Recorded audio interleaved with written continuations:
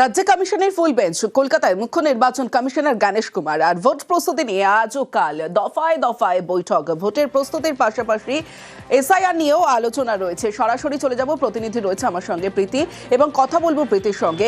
বিস্তারিত যে যা বৈঠক নিয়ে কর্মসূচি রয়েছে সেই কর্মসূচি জানবো।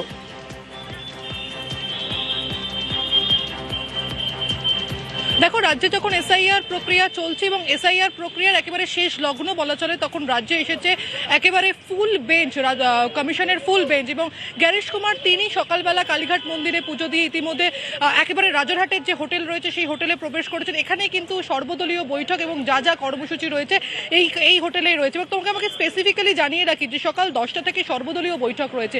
রাজ্যের 8টা রাজনৈতিক দল, তাদের জন্য 15 মিনিট করে ধার্য করা হয়েছে। তাদের প্রতিনিধি দল আর কিছুক্ষণের তার মধ্যে প্রবেশ করবে। ইতিমধ্যে রাজ্যের মুখ্য নির্বাচনী আধিকারিকের দপ্তরের যারা আধিকারিক রয়েছেন তারা এসে পৌঁছেছেন। রাজ্যের মুখ্য নির্বাচনী আধিকারিক মনোজ আগরওয়াল তিনি এসে পৌঁছেছেন। গণেশ কুমার সহ ফুল বেঞ্চের যে 12 জন আধিকারিক 12 জন অফিসার রয়েছেন তারা এই হোটেলে এসে পৌঁছেছেন।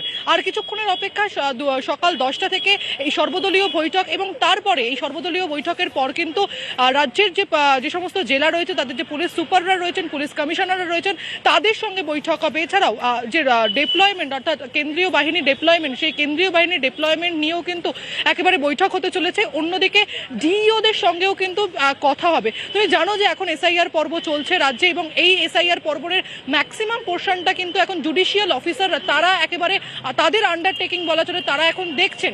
এবং ইতিমধ্যে আমরা জানি 61-র মধ্যে 8 লক্ষ থেকে 9 লক্ষ নামের মধ্যে নিষ্পত্তি করা সম্ভব হয়েছে।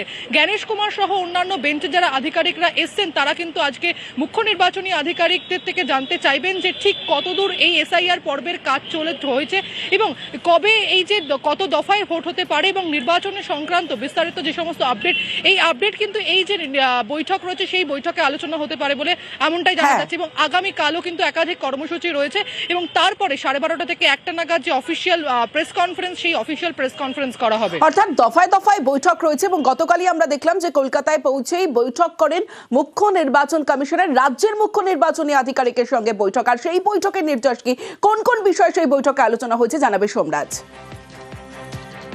সকাল কলকাতায় পৌঁছেই রাজ্যের মুখ্য নির্বাচনী আধিকারিক মনোজ কুমার আগরওয়াল এবং স্পেশাল রোল অবজারভার সুব্রত গুপ্তার সঙ্গে এক প্রস্তাব আলোচনা করেন দেশের মুখ্য নির্বাচন কমিশনার গণেশ কুমার। এটা কমিশন সূত্রে জানা যাচ্ছে, মূলত এখন আন্ডার অ্যাডজুডিকেশনে থাকা এখনো পর্যন্ত কত বিচারাধীন নথির নিষ্পত্তি করতে পারলেন জুডিশিয়াল অফিসাররা, দিনে কতগুলি করে জুডিশিয়াল অফিসাররা অভিযোগের নিষ্পত্তি করছেন, বিস্তারিত বিষয় খোঁজ খবর নেন দেশের মুখ্য নির্বাচনী কমিশনার গণেশ কুমার।